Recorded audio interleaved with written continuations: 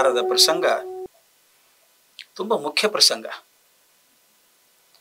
ನಾನು ಹಿಂದಕ್ಕೊಮ್ಮೆ ಹೇಳಿದ ಹಾಗೆ ಈ ಹಲ್ಯೋದ್ಧಾರ ಪ್ರಸಂಗ ಯಾಕೆ ತರಬೇಕಾಗಿತ್ತು ರಾಮಾಯಣದಲ್ಲಿ ಅಂತ.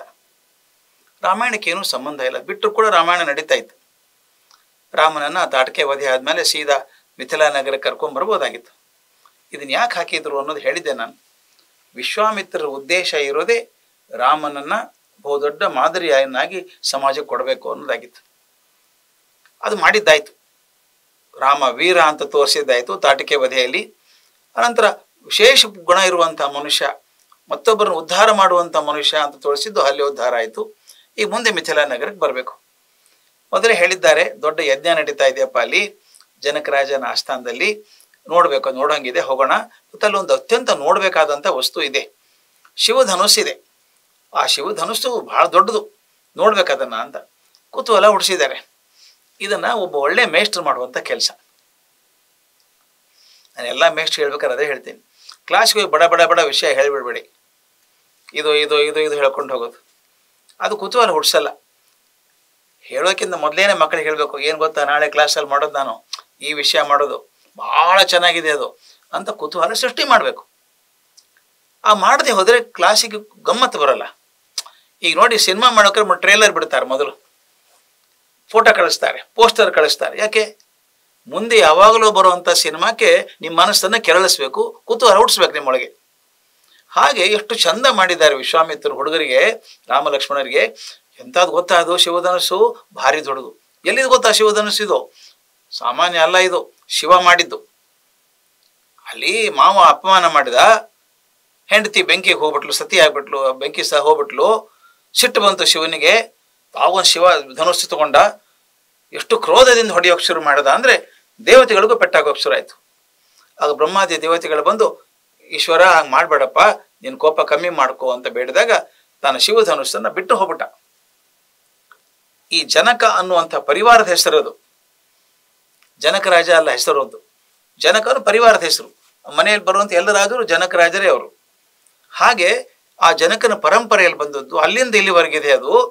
ಶಿವ ಮಾಡಿದಂಥ ಧನಸ್ಸು, ದೇವ ಬಳಸಿದಂಥ ಧನಸ್ಸಿದು, ನೋಡಬೇಕು ಅಂತ ಕುತೂಹಲ ಸೃಷ್ಟಿ ಮಾಡಿ ಕರ್ಕೊಂಡು ಬಂದರು. ಕರ್ಕೊಂಡ್ಬಂದು ಈಶಾನ್ಯ ದಿಕ್ಕಿಗೆ ಹೋಗ್ತಾರೆ. ಜನಕರಾಜನ ಯಜ್ಞಶಾಲೆ ಹತ್ತಿರ ಬರ್ತಾರೆ. ಬಂದಾಗ ರಾಮ ಕೇಳ್ತಾನೆ, ಈ ಮಹಾತ್ಮನಾದಂಥ ಜನಕ ಯಜ್ಞ ಸಂಪತ್ತು ಎಷ್ಟು ದೊಡ್ಡದು ಗೊತ್ತಾ ಅವನಿಗೆ? ನೋಡಿ, ಎಲ್ಲಿ ನೋಡಿದಲ್ಲಿ ಅಷ್ಟೊಂದು ಜನ ಕಾಣಿಸ್ತಾರೆ. ಈ ಕಲ್ಪನೆ ಮಾಡ್ಕೋಬೇಕು, ದೊಡ್ಡ ಯಜ್ಞ ನಡೆದಿದೆ.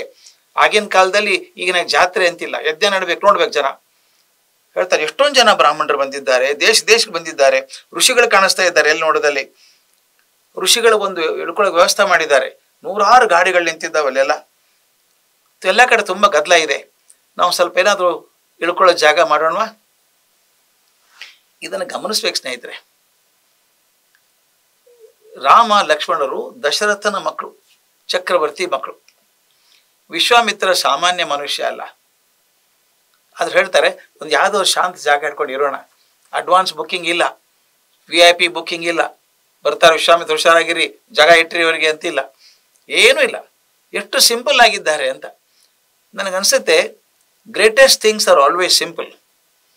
ದೊಡ್ಡ ದೊಡ್ಡ ಚಿಂತನೆಗಳು ಸರಳವಾಗೇ ಇರ್ತವೆ. ಈ ಸಣ್ಣ ಪುಟ್ಟ ಮಂದಿ ಸಣ್ಣ ಅಧಿಕಾರ, ಒಂಚೂರು ಅಧಿಕಾರ ಇರುತ್ತೆ, ಏನು ಟೆಂಕಾರ, ಓ ಬಂದ್ರು. ವಿಶ್ವಾಮಿತ್ರ ಬದುಕಿರುವಂಥ ರೀತಿ ನೋಡ್ಬೇಕ್ರಿ. ಬ್ರಹ್ಮರ್ಷಿ ಆಗಿದ್ದಂಥವ್ರು, ಸಕಲ ವೇದಗಳನ್ನು ತಿಳ್ಕೊಂಡವರು, ಋಗ್ವೇದದಲ್ಲಿ ಒಂದು ಕಾಂಡವನ್ನು ಸೃಷ್ಟಿ ಮಾಡಿದಂಥವ್ರು, ರಾಮನನ್ನ ಅವತಾರ ಪುರುಷನನ್ನಾಗಿ ಮಾಡುವಂಥವ್ರು. ಎಷ್ಟು ಸುಲಭವಾಗಿದ್ದಾರೆ. ನೋಡೋಣ ಇರಪ್ಪ, ನಾನೇ ಜಾಗ ಮಾಡ್ತೇನೆ ಅಂತಾರೆ. ನದಿ ದಂಡೆ ಒಂದು ಏಕಾಂತವಾದ ಜಾಗವನ್ನು ಮಾಡಿ ಇಲ್ಲಿ ಹೇಳ್ಕೊಂಬಿಡೋಣ ಅಂತ ಕೂತ್ಕೋತಾರೆ. ಈ ವಿಚಾರ ನಮ್ಮ ಬುದ್ಧಿವಂತರಿಗೆಲ್ಲ ಗೊತ್ತಾಗಬೇಕು. ಜ್ಞಾನಿಗಳು ನಾನು ಜ್ಞಾನಿ ಅಂತ ಸಾರಬೇಕಾಗಿಲ್ಲ. ಸಾರಿದ್ರೆ ಅವರು ಜ್ಞಾನಿಗಳಲ್ಲ. ಇನ್ನ ಜ್ಞಾನಿಗಳು ಬಂದಿದ್ದಾರೆ ಜಗತ್ತಿಗೆ ಗೊತ್ತಾಗ್ಬಿಡುತ್ತೆ. ಜನಕರಾಜ ಗೊತ್ತಾಯ್ತು, ವಿಶ್ವಾಮಿತ್ರ ಬಂದಿದ್ದಾರಂತೆ.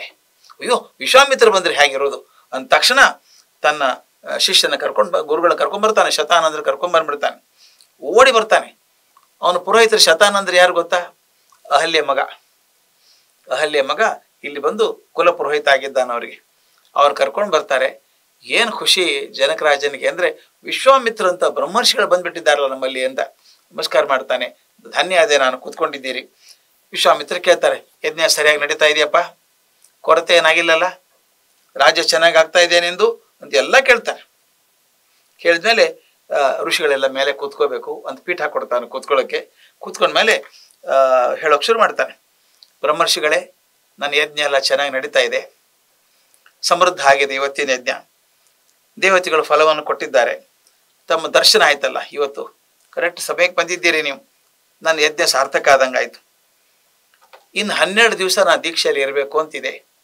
ಅದಾದ್ಮೇಲೆ ದೇವತೆಗಳೇ ಬರ್ತಾರಂತೆ, ಪದಾರ್ಥ ತಗೊಳ್ಳೋಕ್ಕೆ, ನೈವೇದ್ಯ ತಗೊಳಕ್ಕೆ ಬರ್ತಾರಂತೆ. ಅದು ಹವಿರ್ಭಾಗ ಸ್ವೀಕಾರ ಮಾಡಬೇಕಲ್ಲ ಬರ್ತಾರಂತೆ, ತಾವು ದಯವಿಟ್ಟು ಇರಬೇಕು ಅಂತ ಬೇಡ್ಕೋತಾನೆ.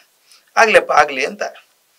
ಆದರೆ ಇದು ಹೇಗಿದೆ ಗೊತ್ತಾ, ಅವನು ವಿಶ್ವಾಮಿತ್ರ ಹತ್ರ ಮಾತಾಡ್ತಾ ಇದ್ರು ಕೂಡ ಜನಕ ರಾಜ ಅವನ ಕಣ್ಣೆಲ್ಲ ಇಬ್ಬರು ಹುಡುಗರ ಮೇಲೆ ಹುಡುಗರಿದ್ದಾರೆ, ಅವ್ರು ನೋಡ್ಕೊಂಡೇ ಮಾತಾಡ್ತಾನೆ.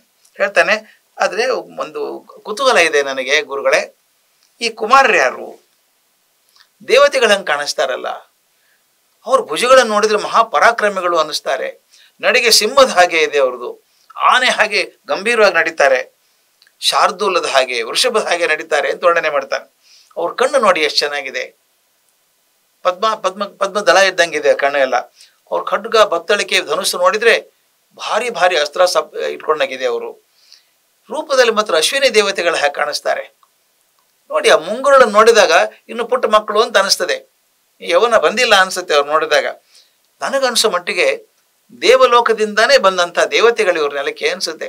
ನಡ್ಕೊಂಡೇ ಬಂದ್ರ, ಹೇಗೆ ಬಂದ್ರು? ಈ ನೋಡಿ, ಇದೆ ಪ್ರಶ್ನೆಗಳ ಮೇಲೆ ಪ್ರಶ್ನೆ ಬರೋಕ್ ಶುರು ಆಗ್ತದೆ. ನಮಗೂ ಹಾಗೆ ಅಪರೂಪಕ್ಕೆ ಯಾರು ಸಿಕ್ಬಿಟ್ರೆ ಬಡ ಬಡ ಬಡ ಅಂತ 10 ಪ್ರಶ್ನೆ ಕೇಳ್ತೀವಿ. ಎಲ್ಲಿದ್ಯೋ, ಏನು ನೌಕರಿ ಮಾಡ್ತಿದ್ದೆ ನೀನು, ಮದುವೆ ಆಯ್ತಾ ನಿಂದು, ಎಷ್ಟು ಮಕ್ಕಳು, ಹಂಗೆ ಕೇಳ್ತೀವಲ್ಲ. ಆ ಕುತೂಹಲದಿಂದ ಜನಕ ರಾಜ ಕೇಳ್ತಾನೆ. ಒಂದು ತಿಳ್ಕೊಬೇಕಾದ್ದು, ಜನಕ ರಾಜ ಇಮ್ಯಾಚ್ಯೂರ್ ಅಲ್ಲ, ಪುಟ್ಟ ಹುಡುಗ ಅಲ್ಲ, ಅವನು ದೊಡ್ಡ ದೊಡ್ಡ ಜ್ಞಾನಿ, ಅವನು ರಾಜರ್ಷಿ ಅಂತ ಕರೆಸ್ಕೊಂಡವನು. ಅವನಿಗೆ ಅಷ್ಟು ಕುತೂಹಲ ಆಗಿರ್ಬೇಕಾದ್ರೆ ರಾಮ ಲಕ್ಷ್ಮಣರು ಹೇಗಿದ್ದಾರು ಅಂತ ಎಳೆದು ಬಿಟ್ಟಿದ್ದಾರೆ ಮನಸ್ಸನ್ನ. ಅವ್ರು ಯಾರು? ದೇವತೆಗಳ ಅಶ್ವಿನಿ ದೇವತೆಗಳವರು, ಹೆಂಗೆ ಬಂದರು ಅಂತೆಲ್ಲ ಕೇಳ್ತಾನೆ. ಅವ್ರು ಹೇಳ್ತಾನೆ, ನೋಡಿದ್ರೆ ಅವ್ರು ಬಂದಾಗಿನಿಂದ ನನ್ನ ರಾಜ್ಯಕ್ಕೆ ಸೂರ್ಯಚಂದ್ರರು ಬಂದಂಗಾಗಿದೆ ಅಂತ ವರ್ಣನೆ ಮಾಡ್ತಾನೆ. ಇವ್ರು ಯಾರು ಅಂತ ತುಂಬ ಕುತೂಹಲ ಆಗಿದೆ ಗುರುಗಳೇ ನನಗೆ ಹೇಳಿ ಅಂತ. ವಿಶ್ವಾಮಿತ್ರ ಹೇಳ್ತಾರೆ, ನೋಡಪ್ಪ, ಇವ್ರು ಯಾರು ಸಾಮಾನ್ಯರಲ್ಲ, ಚಕ್ರವರ್ತಿ ದಶರಥನ ಮಕ್ಕಳು, ಮೊದಲನೇ 2 ಮಕ್ಕಳು ಇವರು. ಆಮೇಲೆ ಇವರು ಏನೇನು ಮಾಡಿದ್ರು ಹೇಳ್ತಾರೆ, ನಾ ಕರ್ಕೊಂಬಂದೆ ಅವ್ರನ್ನ. ರಾಮ ಲಕ್ಷ್ಮಣರು ಸಣ್ಣವ್ರು ಅನ್ಕೋಬೇಡಪ್ಪ ನೀನು.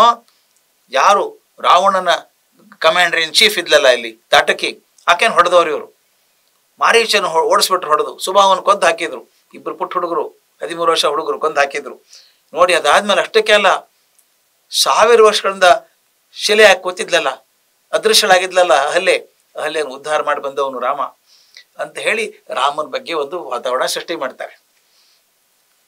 ಒಳ್ಳೆ ಮೇಸ್ಟರ್ ಮಾಡೋದಿದು. ಮೊದಲು ನಾಳೆ ಏನಾಗ್ತದೆ ಅಂತ ಮೊದಲು ಕುತೂಹಲ ಹುಟ್ಟಿಸ್ಬೇಕು. ಆಮೇಲೆ ಇವ್ರು ಯಾರು ಗೊತ್ತಾ, ಸಣ್ಣವರೆಲ್ಲ ಬಂದವರು, ಇವರು ಸಬಾನ್ ಹುಡುಗರಲ್ಲ, ಇವರು ಏನೇನು ಸಾಧನೆ ಮಾಡಿದ್ದಾರೆ ಎಲ್ಲವೂ ಹೇಳ್ಕೊಂಬರ್ತಾನೆ. ಕೊನೆಗೆ ಹೇಳ್ತಾನೆ, ಇವ್ರು ಬಂದದ್ದು ಎದಕ್ಕೆ ಗೊತ್ತಾ, ಇಲ್ಲಿ ನಿನ್ನ ಕಡೆ ಇದೆಯಲ್ಲ ಶಿವಧನಸ್ಸು, ಅದನ್ನು ನೋಡೋಕೆ ಬಂದಿದ್ದಾರೆ ಅಂತ ಹೇಳುವಲ್ಲಿಗೆ 50ನೇ ಸರ್ಗ ಮುಗಿತದೆ.